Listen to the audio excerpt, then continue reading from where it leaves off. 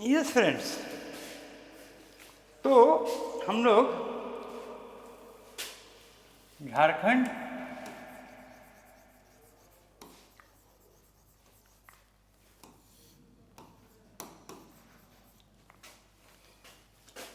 The सरदारी मुल्की milky movement,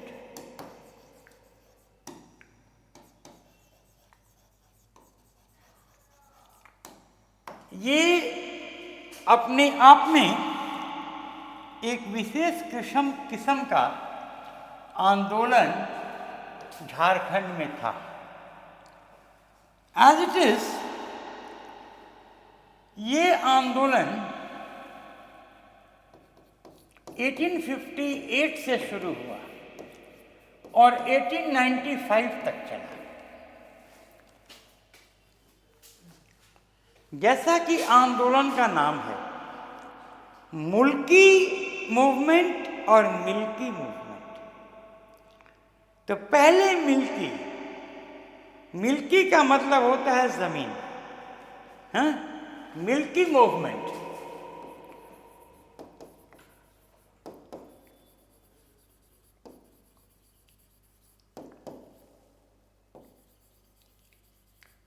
movement for land,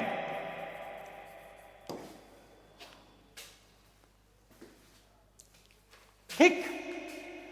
और मुल्की movement for the country culture, हाँ, ठीक है।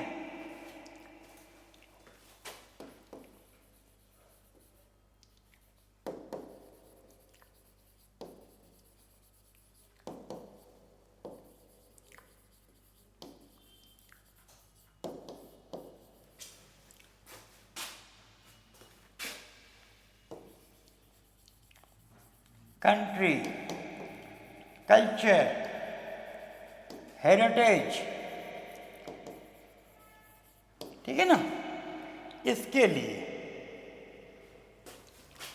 मिल्की और मुल्की ये दोनों मूवमेंट था।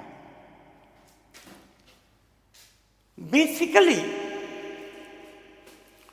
1855-60 आते आते 1858 आते आते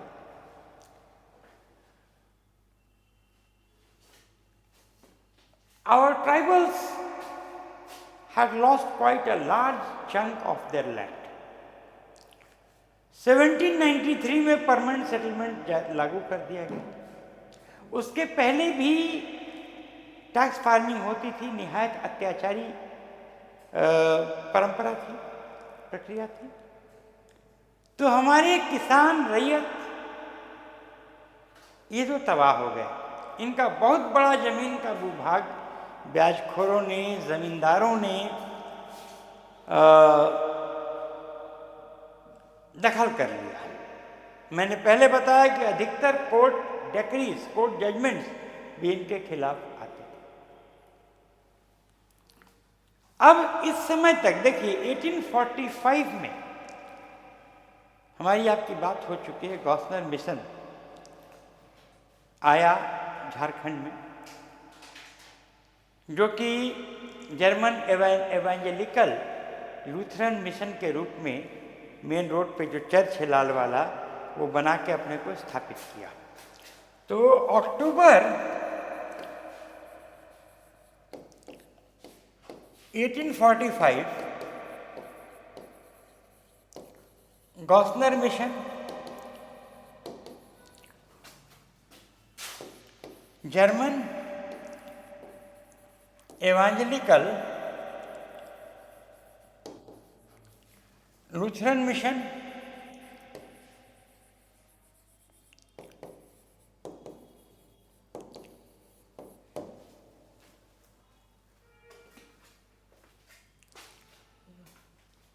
ये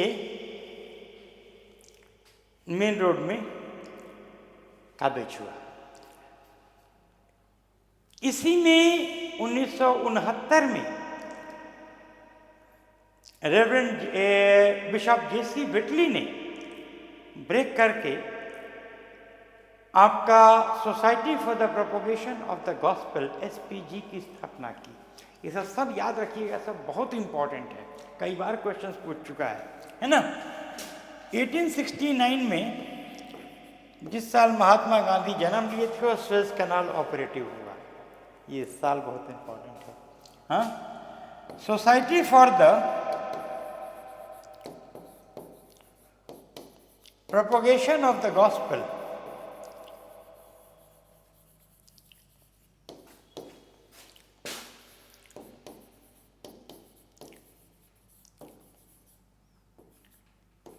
SPG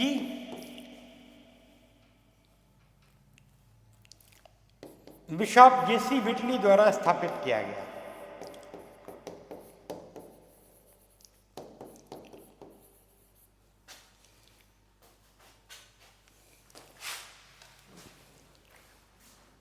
ठीक है। नाउ 2 साल बाद 1871 में इंग्लैंड बेस्ड जो चर्च था, Anglican Protestant church, it separated. देखिए अब धीरे धीरे बिस्मार्क का उदय हो रहा था जर्मनी में, and you know England and Germany they were becoming rivals in Europe, जिसकी प्रतिध्वनि फर्स्ट वर्ल्ड वॉर में दिखी। तो वो बिल्डअप ऑलरेडी शुरू हो गया था, तो वह मनस्वता इंग्लैंड और जर्मनी में यहाँ पर भी देखने को मिली। इस जर्मन एवेंजेलिकल लूथरन मिशन में इंग्लिश प्रोटेस्टेंट्स भी थे, जर्मन प्रोटेस्टेंट्स भी थे, लेकिन 1871 में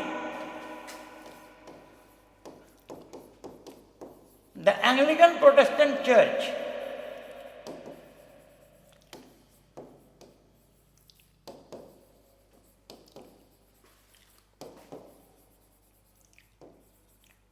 separated from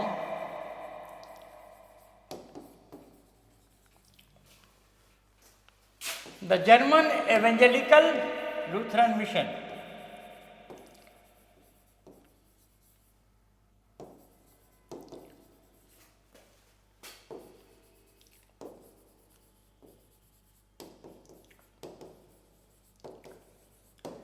और अपना अलग चर्च बना लिया, जो कि आज के दिन चर्च ऑफ नॉर्थ इंडिया के रूप में फेमस है। चर्च ऑफ नॉर्थ इंडिया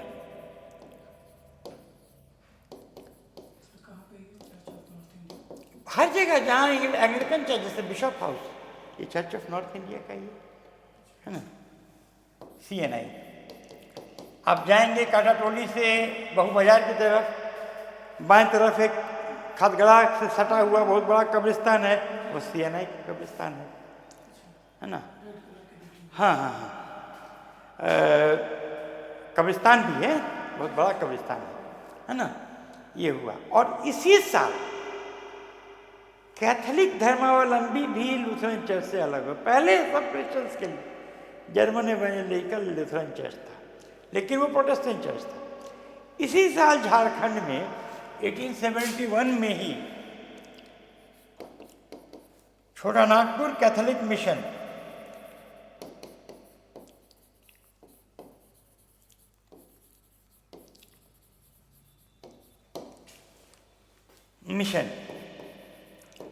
स्थापित हो गया। तो कहने का मतलब ये है, अब देखिए जरा समझने की कोशिश कीजिए कि ट्राइबल्स हैं,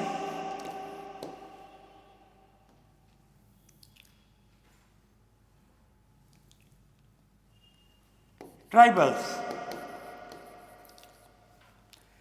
oppressed bye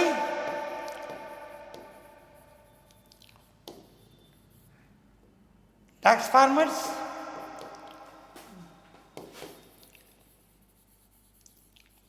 landlords, zamindars,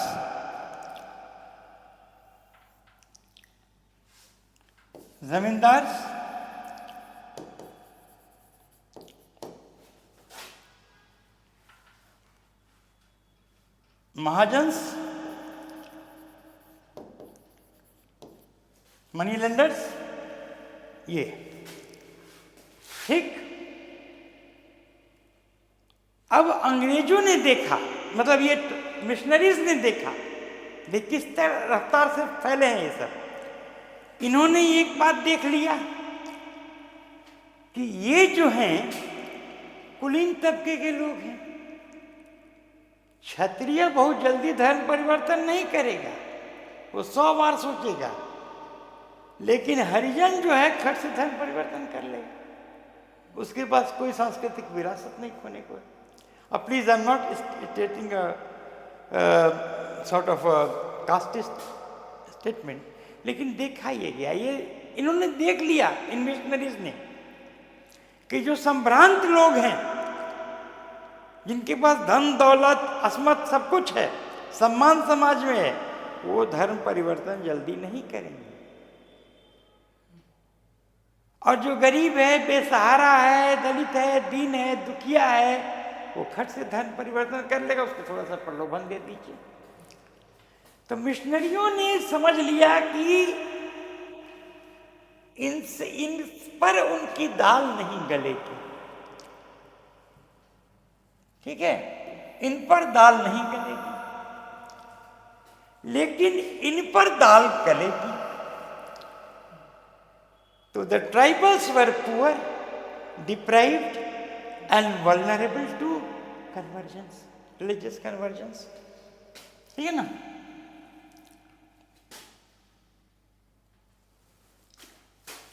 The tribals were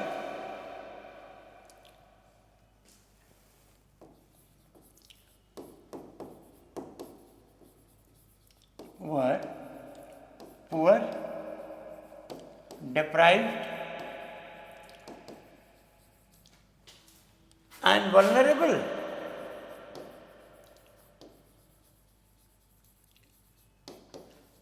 Religious conversions.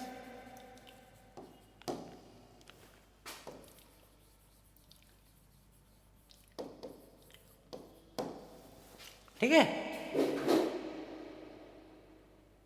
तो मिशनरीज जानते थे कि भाई ये जमींदार अगड़ी जातियां जो सम्मानित हैं, समाज में इनका सम्मान है, वो जल्दी धर्म नहीं त्यागेंगी। ये बेचारे गरीब, आदिवासी, जनजाति, छोटी जातियां खट से धर्म परिवर्तन कर लेंगी। बस उन्होंने एक स्ट्रैटेजी अपनाया, कि ट्राइबल्स को सपोर्ट करना शुरू किया। तो एक एजिटेशन शुरू हुआ। अब देखिए, सरदारी मूवमेंट 3 फेजेस में ऑपरेट हुआ है, ठीक है।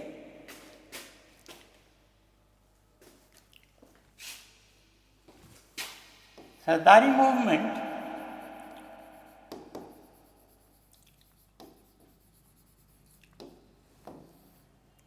Three phases.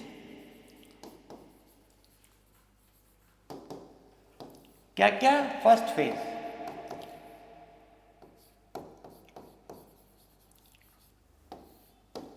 (1858 to 1880), ये मूवमेंट फॉर लैंड था।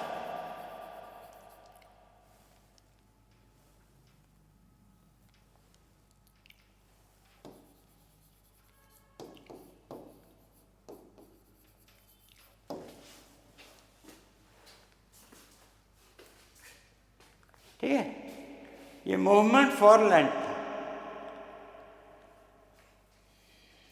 और मिशनरियों ने खुल के जनजातियों का साथ दिया, है ना। उन्होंने, अब वो तो भाई कह रहे हैं ना कि जानते थे कि वल्नरेबल ग्रुप है, और जब मिशनरियों ने साथ दिया तो अंग्रेजी हुक्मरान तो भाई उन्हीं के चर्च में जाते थे, उन्हीं के साथ उठते बैठते थे। वो एक ही सांस्कृतिक तबका था, ठीक है ना। तो उन्होंने खट से छोटा नागपुर टेन्योर्स एक्ट पारित किया, ठीक है।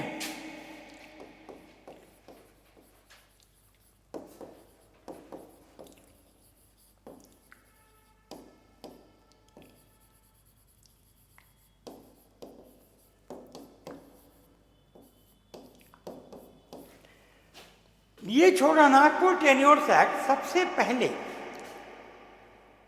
अब the English administration of course at the request, देखिए अब मिशनरियों को तो भाई उन्होंने समझाया अपने लोगों को कि अरे फलाने कलेक्टर साहब, फलाने कमिश्नर साहब, पूरा एकदम लोहा गर्म है, इनके लिए कुछ भलाई कीजिए और ये खट से धर्म परिवर्तन कर देंगे। याद रखिएगा 1845 में जो गॉस्नर मिशन आया था उसको चिट्ठी लिख के कर्नल ओस्ले, उस समय जो है रांची के कमिश्नर थे, छोटा नागपुर के, कर्नल ओस्ले ने चिट्ठी लिख के बुलवाया था कि the Mundas are the people who are willing to dine at the table of the Britishers, साथ खाना खाने को तैयार है, मतलब गोमांस भी खा सकते हैं। तो देखिए हमेशा देवर हैंड इन ग्लोव्स। तो उन्होंने कहा कि अरे पूरा बस थोड़ा सा हमारा साथ दे दीजिए और ये जमींदार लैंडलॉर्ड्स महाजनों के खिलाफ आदिवासियों को सपोर्ट कीजिए। देखिए कैसे आत्माएं बिकती हैं। ठीक है, तो पहले इंग्लिश एडमिनिस्ट्रेशन ने लाला लोकनाथ का सर्वे कराया। ये जो है ऑन द सर्वे ऑफ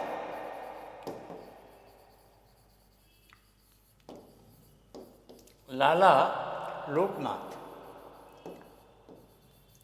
ये बहुत पहुंचे हुए, बहुत मतलब कह लीजिए कि अच्छे सर्वेयर थे। He was quite a good technical brain Lala Loknath. इनसे सर्वे कराया और सर्वे कराने के बाद छोटा नागपुर टेन्योर्स एक्ट पारित कराया, जिसके अंतर्गत बहुत सी जमीन आदिवासियों को लौटा दी। हाँ, lot of lands return to tribals.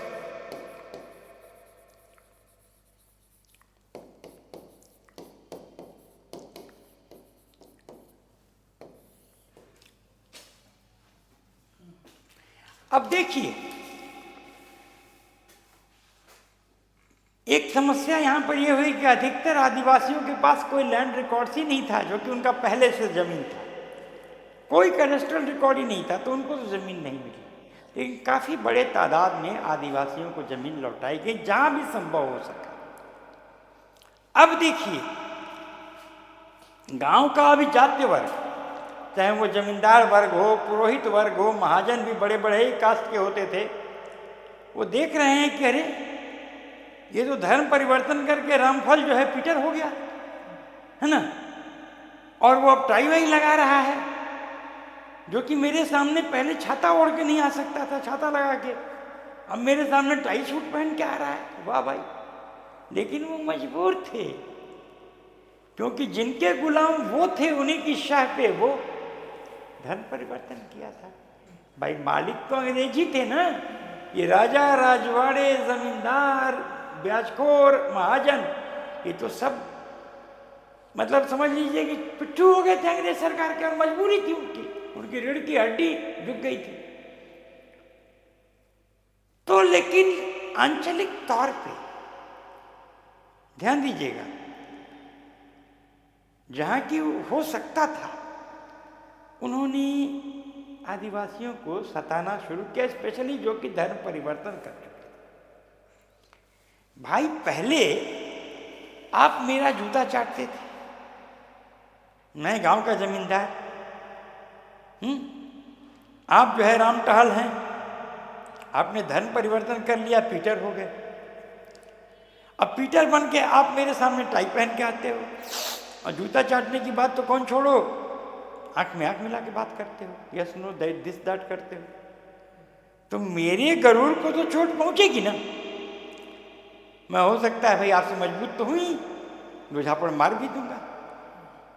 आप पाए करते फादर के पास गए, बिशप के पास गए, धरना हुआ, प्रदर्शन हुआ, हड़ताल हुआ, बवालबाजी हुई, गांव में 2 खेमे हो गए, ये सब चीजें आए दिन की हो गई। 1880 तक आते आते क्रिश्चियन मिशनरीज और क्रिश्चियन कन्वर्ट्स को लग गया था कि इस सामूहिकता में हम लोग तरक्की नहीं कर सकते, तो सेकेंड फेज शुरू हो जाता है।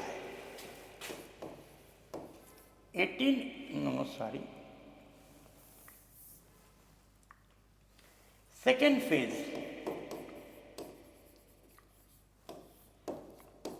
1880 to 1890 ये स्ट्रगल फॉर कल्चर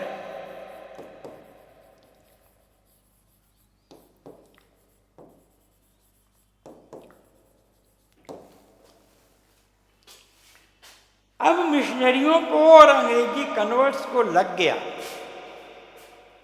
कि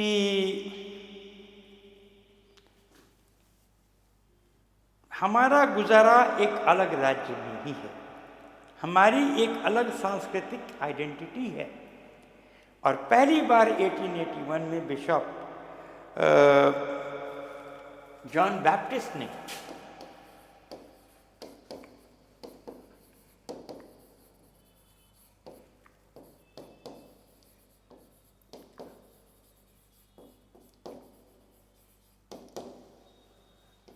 सेपरेट स्टेट ऑफ झारखंड की बात की।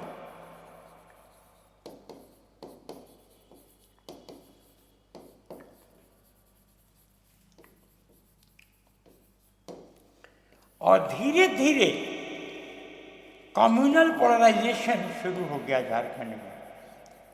कम्युनल पोलराइजेशन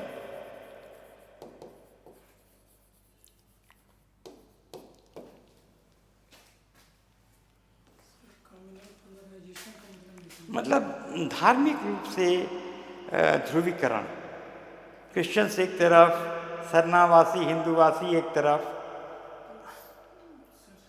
यहाँ पे इक्वलिटी कैसे मतलब हो रहा था, क्योंकि सरनावासी तो पहले से रिच थे। नहीं, सरनावासी पहले से रिच कहाँ थे? जमींदार तो रिच थे। हाँ, और इन लोगों को सपोर्ट था मिशनरीज का। हाँ, जो convert हुए। हाँ, हाँ, हाँ। तो कन्वर्ट्स वर्सेस जमींदार और उनके अलाइड जो सरनावासी ट्राइबल्स थे, जिन्होंने धर्म परिवर्तन नहीं किया था, वो जमींदारों के साथ थे कि हुजूर हम आपका तलवा चाटेंगे लेकिन हम अपना आपका धर्म नहीं छोड़ेंगे, है ना। और ये सब कन्वर्ट्स थे। तो हर जगह कम्युनल पोलराइजेशन शुरू हो गया between Christian missionaries converts on one side and between caste Hindus, zamindars, mahajans. हाँ, कास्ट हिंदूज तो सप्रेस कर रहे थे ना, हाँ, हाँ, हाँ, जो कन्वर्टेड थे। हाँ, हाँ। तो यहाँ पे कम्युनल मतलब पोलराइजेशन। भाई कन्वर्टेड और मिशनरीज अब एक खेमे में हो गए, सामना करने की स्थिति में आ गए। भाई वो मजबूत हो गए, धन दौलत से मजबूत हो गए। अंग्रेजों ने उनको हर तरह से शह दिया, छोटी मोटी नौकरियां बांटने लगे। अब सरकारी नौकरी पा जाए तो भाई उसकी सामाजिक स्थिति तो भाई बेहतर हो ही जाएगी।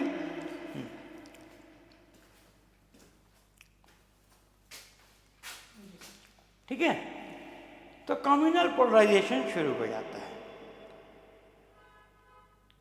और देखिए तब क्या होता है, जो आमतौर पे हमारे समाज की प्रवृत्ति है, जब शोषक वर्ग देख लेता है कि अब आगे और शोषण नहीं किया जा सकता, तो वो फिर अपना चिंतन और शैली दोनों बदल देता है। फिर वो इन आदिवासियों को, क्योंकि धर्म परिवर्तन किए थे जो सरनावासी पहले थे, उनका पैर धोना, उनकी वंदना करना कि अरे सब हम लोग एक हैं, कहाँ पर कर रहे हो। अब इसके बाद ये मुल्क की सरदारी मूवमेंट का थर्ड फेज आ जाता है कि tribals, both Sarna as well as religious converts, दोनों ने रियलाइज किया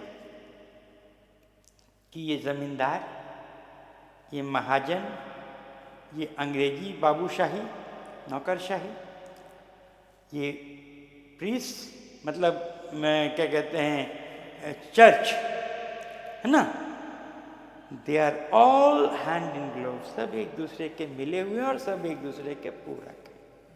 और तब मूवमेंट पार्शियली वायलेंट हो गया। समझ गए ना? Third phase,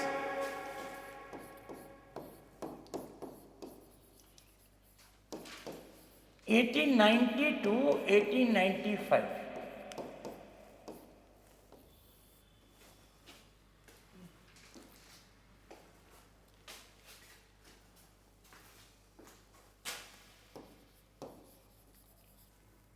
The tribals both Sarna and religious converts.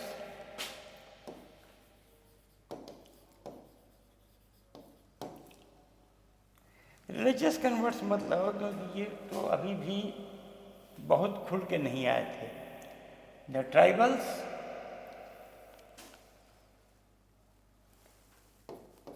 The caste Hindus,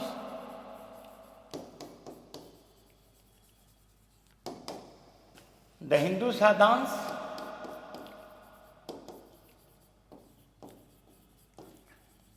realise, इन्होंने क्या रियलाइज किया? The missionaries,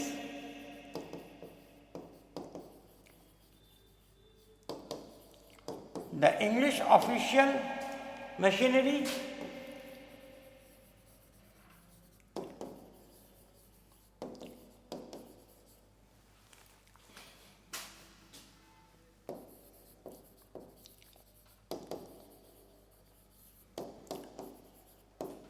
the money lenders,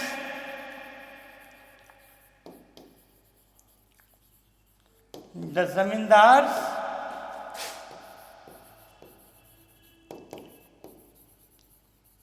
the contractors,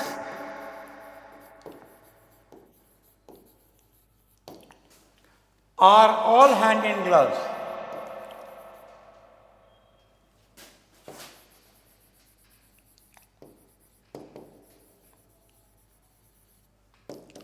Movement turned violent.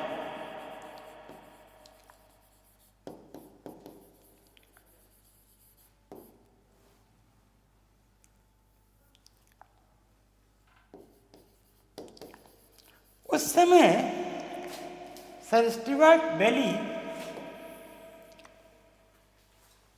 Bihar के लेफ्टिनेंट गवर्नर थे, है ना. तो the movement was somehow controlled by tact and persuasion by Sir Stewart Bailey. इन्हीं के नाम पे पटना का बेली रोड रखा गया है. by Sir Stewart Bailey, the lieutenant governor. हाँ, हम लिखवा दे रहे हैं. तो the movement was pacified, किसी तरह शांत किया गया. pacified by tact and persuasion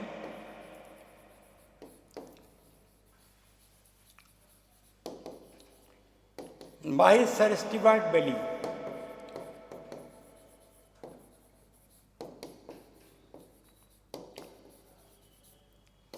The Lieutenant Governor of Bihar.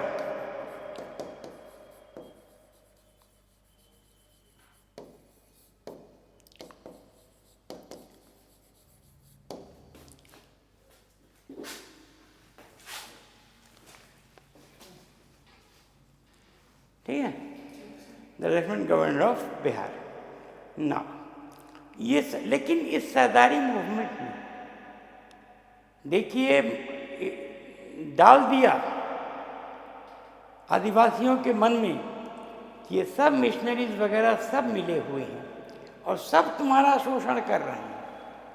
तो द सरदारी मूवमेंट डायरेक्टली और indirectly inspired the Birsa Ulgulan, the Sapahar movement of the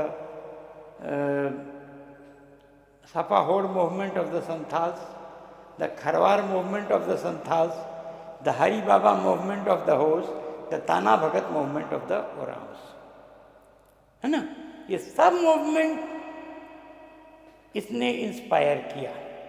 ठीक है ना, क्योंकि इस मूवमेंट में ट्राइबल्स ने पहली बार रियलाइज किया किस तरह का आपस में इनके जो है सहयोगिता है आदिवासियों के शोषण करने में. ठीक है ना.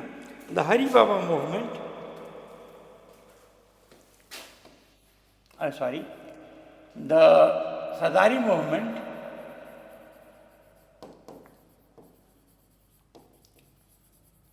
Inspired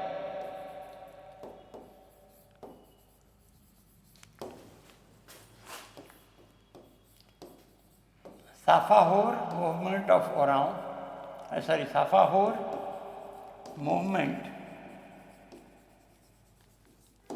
of Santals the Kharwar movement of Santhals,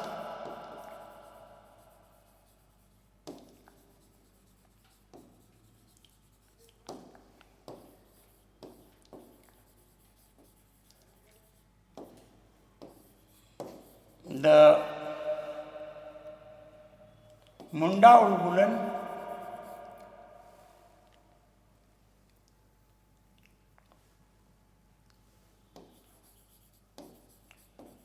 Ulgulan, the Tana Bhagat movement,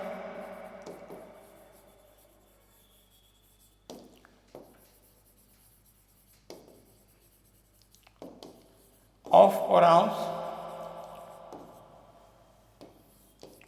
the Hari Baba movement of Dukhan Ho,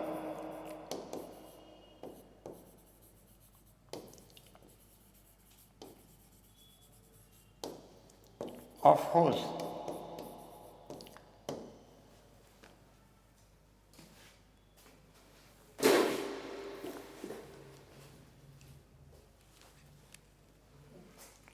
ठीक है। नाउ अब यहाँ के बाद हम लोग आते हैं another very famous movement, the साफा होड़ मूवमेंट। साफा होड़ मूवमेंट, साफा मीन्स क्लीन, होड़ मीन्स संथाल पीपल। होड़ कहा या होड़ को होड़ कहा ही जाता है संथालों को। तो pure Santhals, the movement of pure Santhals, ठीक है।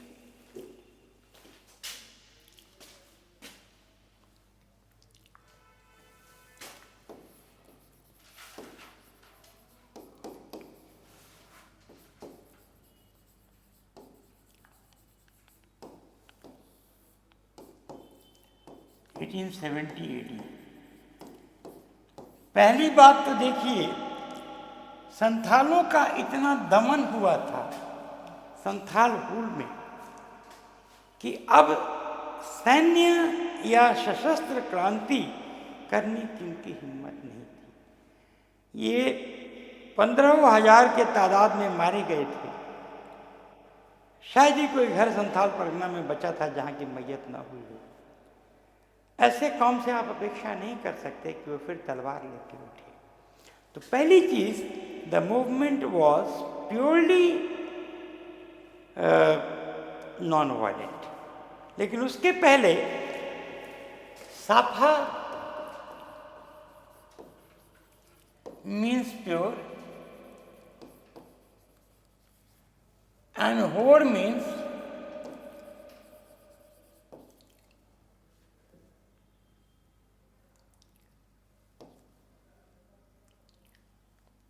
संथाल्स, थाल पीपल। तो Safa Hor means pure Santhal people.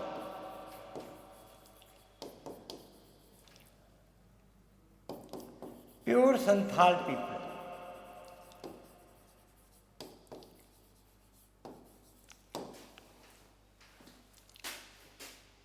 ठीक है।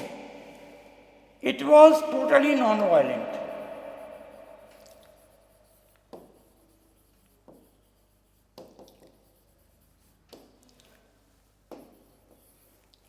दूसरे,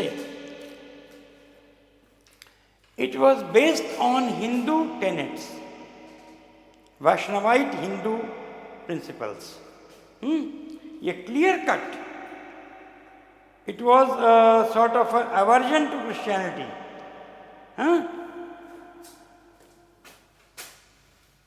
aversion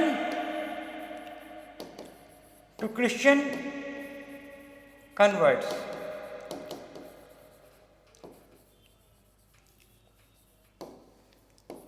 Based on Vaishnavite Hindu tenets,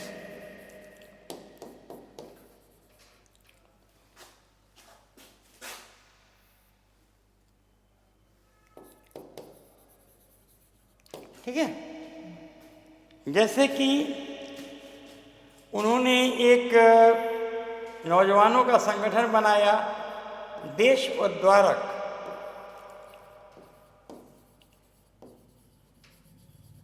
दल, पार्टी फॉर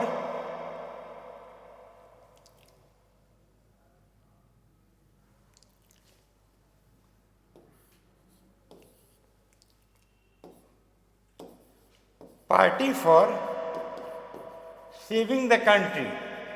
किससे भाई? क्रिश्चियन मिशनरी से। Saving the country. दूसरे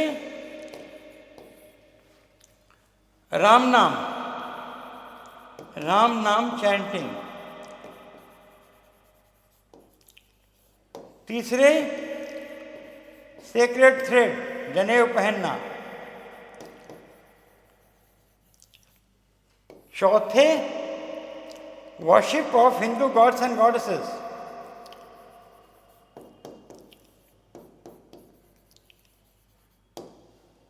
गॉड्स एंड गॉडेसेस।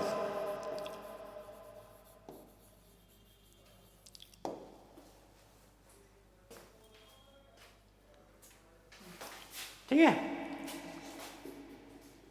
इसको स्थापित किया था एक संतनुमा संथाल ने, लाल हेम्ब्रॉम, established in 1570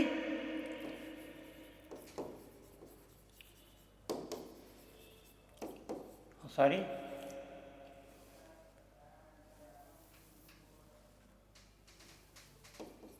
1870 by Lal हेम्ब्रॉम।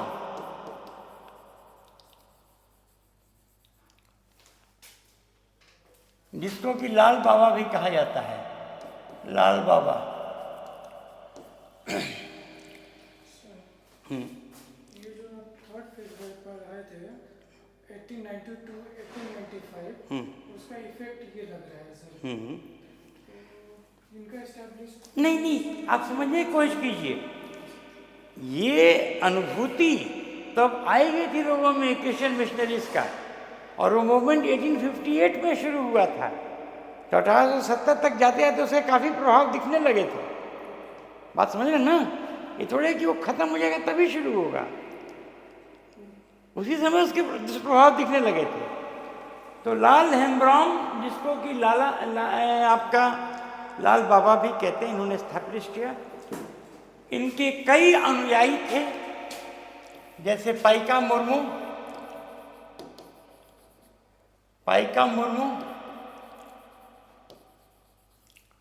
Pagan Marandi,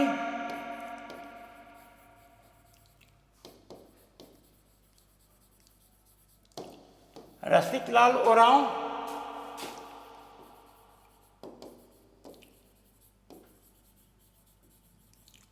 भातू Oram,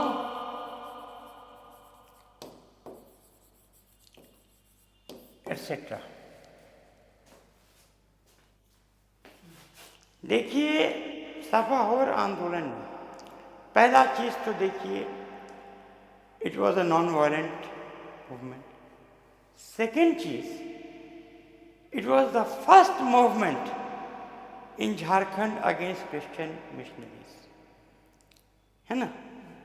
और थर्ड थिंग कि it is directly inspired the Munda Ulgulan, the Tana Bhagat movement of the Oraons, and what do you call that, Hari Baba movement of the Sapahors। ठीक है ना।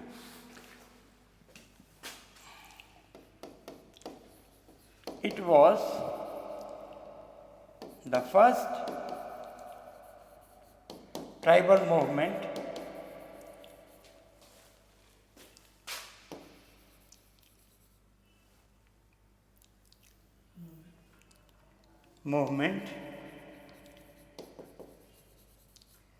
against Christian missionaries।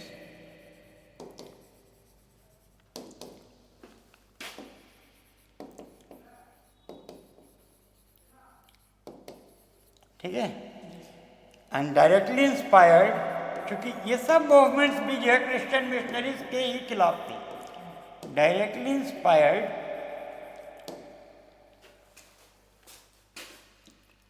the Munda Ulgulan,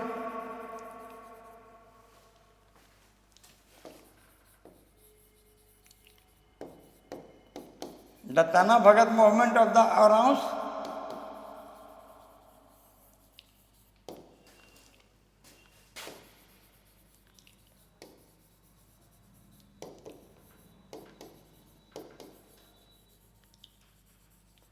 and the Hari Baba movement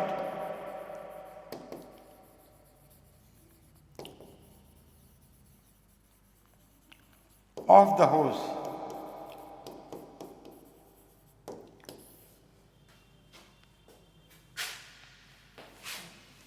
ठीक है ना, तो ये ख़त्म हो जाता है, इससे ज़्यादा आप नहीं पूछेगा, है ना, कब शुरू हुआ, इसका बेसिकली क्या एम था, है ना, वो सब चीज़ें आपको मैंने बता दी। ठीक है ना, it was a Vaishnavite movement और पहला Hinduised Vaishnavite movement against the Christian missionaries. समस्या क्या है कि यार क्लास टाइम ख़त्म हो गया।